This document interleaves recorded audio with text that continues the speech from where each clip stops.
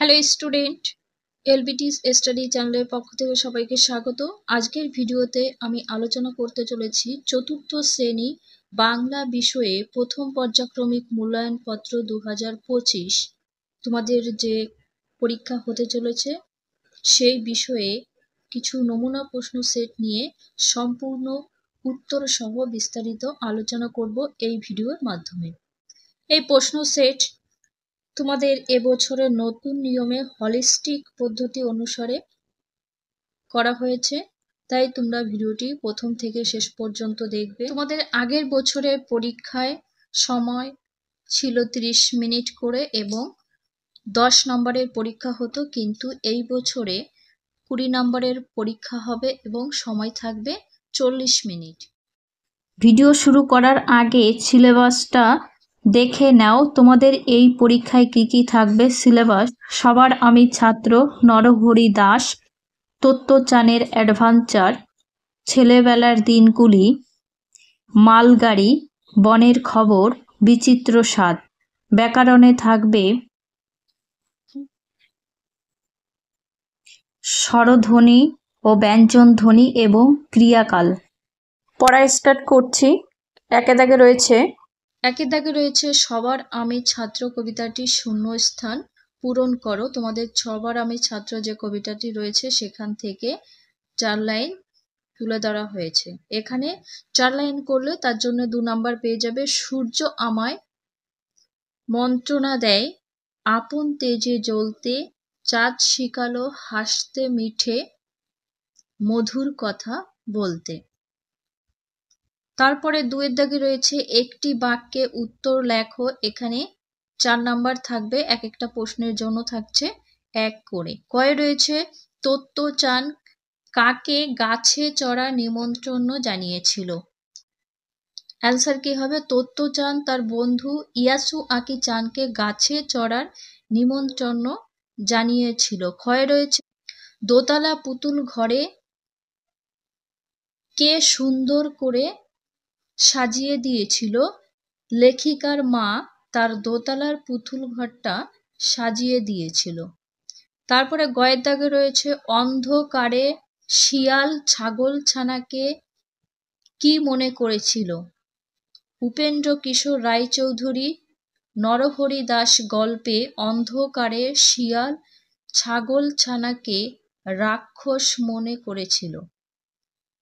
গল্পে দেখবে রয়েছে রাক্ষস ঠাক্ষস মনে করেছিল অন্ধকারে, তাই ছাগলছানা শিয়ালকে দেখে ভয় পেয়েছিল। ঘয়ে বনের খবর গল্পে যে পাহাড়ের নাম আছে সেটি লেখো। বনের খবর গল্পে যে পাহাড়টির নাম রয়েছে সুলাই পাহাড়ের নাম রয়েছে। তারপরে 3 এর দাগে দেখব শব্দার্থ লেখো। এখানে প্রত্যেকটা প্রশ্নের জন্য 1 নাম্বার থাকবে। কয়ে রয়েছে লেট, লেটের শব্দার্থ হবে দেরি বা বিলম্ব। ক্ষয়ে আছে পাছে, যদি বা এই ভয়ে। গয়ে কি মিঠে, মিঠে শব্দের অর্থ মিষ্টি বা মিষ্টান্ন।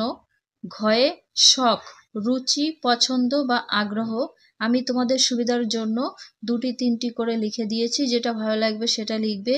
4-এ রয়েছে বর্ণ বিশ্লেষণ করো। এখানে থাকছে 3 নাম্বার।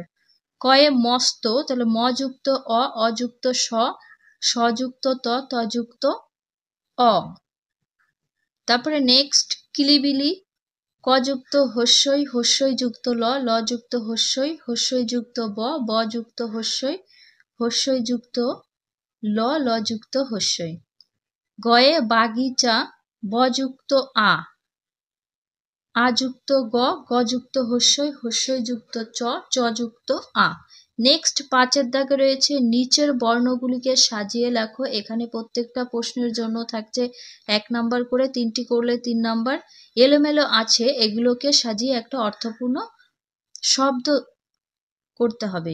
9 আকার গ, ল, 6 আকার, আবার 6 আকার, এটাকে সাজিয়ে কি হচ্ছে ছাগল ছানা। ক্ষয়ে রয়েছে ন, ভয়কার দন্তান্ন ব, জ, সাজালে হবে বনভোজন।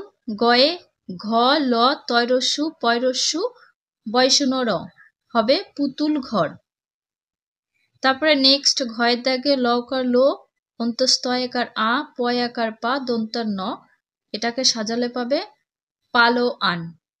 6 দাগে দেখব সন্ধি বিচ্ছেদ করো, দুটি করলে 2 নাম্বার, এখানে যে কোনো দুটি করতে হবে।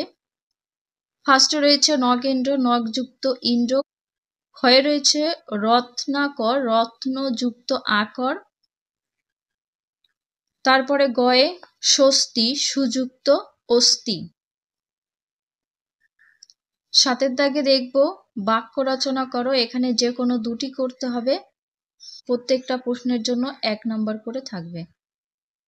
কয়ে কি আছে পাপড়ি, তাহলে গোলাপ ফুলের পাপড়িগুলো দেখতে সুন্দর এবং খুব নরম। বাক্য রচনাগুলো তোমাদের ইচ্ছা মতো লিখে নেবে। ক্ষয়ে মস্ত, বাবা বাজার থেকে একটা মস্ত বড় রুই মাছ কিনে এনেছে। আমি এইভাবে বাক্য রচনা করেছি। তারপরে ঘয়ে রয়েছে ছুরি, আমি একটি ছুরি দিয়ে আপেলটা কাটলাম। এখানে ভিডিও সমাপ্ত করছি। ভিডিও যদি তোমাদের ভালো লেগে থাকে তাহলে সাবস্ক্রাইব করতে পারো এবং ক্লাস 4 এর পরবর্তী সাবজেক্ট